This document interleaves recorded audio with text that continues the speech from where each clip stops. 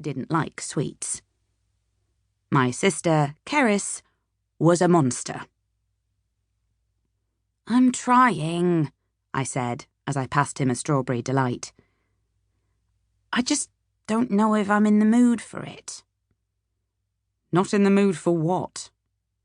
"Oh, Christmas."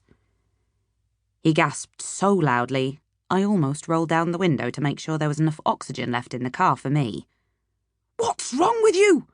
Are you sickening for something?" I shook my head and popped a chocolate triangle into my mouth. "No, I'm not really feeling the festive spirit, that's all. No big deal." "But you love Christmas. You're obsessed with Christmas." "Don't exaggerate. I'm not obsessed." "How many advent calendars did you have last year?" I looked down at my nails, giving my shoddy home manicure a close examination. 1. "Liar." 2. "You're a liar who lives in a house of lies." "Fine, I had 5, I replied, ignoring his indignant caw. "A Cadbury one and a Galaxy one." "Entirely reasonable. What else?" "One from the body shop, a nail polish one." I paused and sucked in my bottom lip. "And one that turned out to be full of cat treats." "But you haven't got a cat," Manny replied, confused. "Yes, well," I said, tucking my hair behind my ears. "Didn't realise until I'd got it home from the supermarket, did I?" The inside of the windscreen fogged up as he exhaled heavily. I reached forward to rub it down with my sleeve, then cracked my window open. The heating was broken again, meaning we had the luxurious choice of being freezing cold or red hot for the entire 3.5-hour drive up home.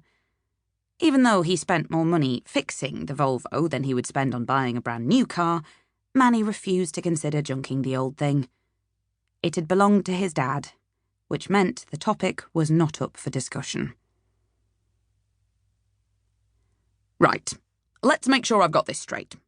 Last year, it was 5 advent calendars, a fully decorated tree in every room of your house, and a deeply annoying jumper that played jingle bells every time you breathed, and now I'm supposed to believe you've randomly gone full Grinch and decided to bah humbug the whole thing off?"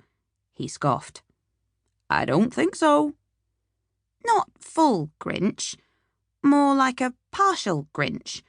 Just the Grinch tip." I unwrapped another chocolate and watched the cars blur into one another on the other side of the carriageway. "I've had a lot on my mind, as you well know." A couple of months ago, I would tell anyone who asked, and plenty of people who didn't, that my life was perfect. I had an amazing job at Abbott & Howe, one of the oldest and most prestigious law firms in England, and I was so close to being promoted to junior partner, I'd been having borderline erotic dreams about my new business cards.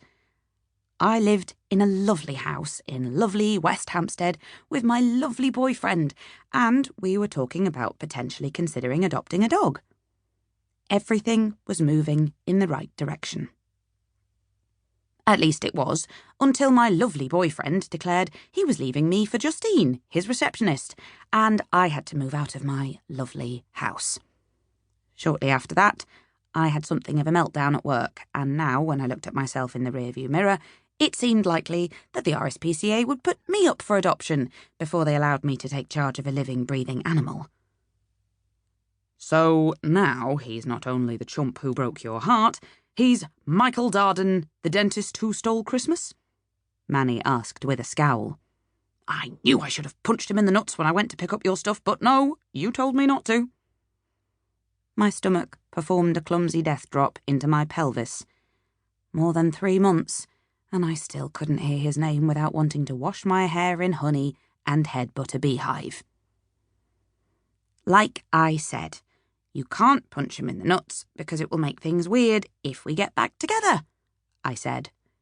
"And we could still get back together." Manny tightened his grip on the steering wheel, but said nothing. "I saw a TikTok that said men who are about to make a major commitment need to stretch like an elastic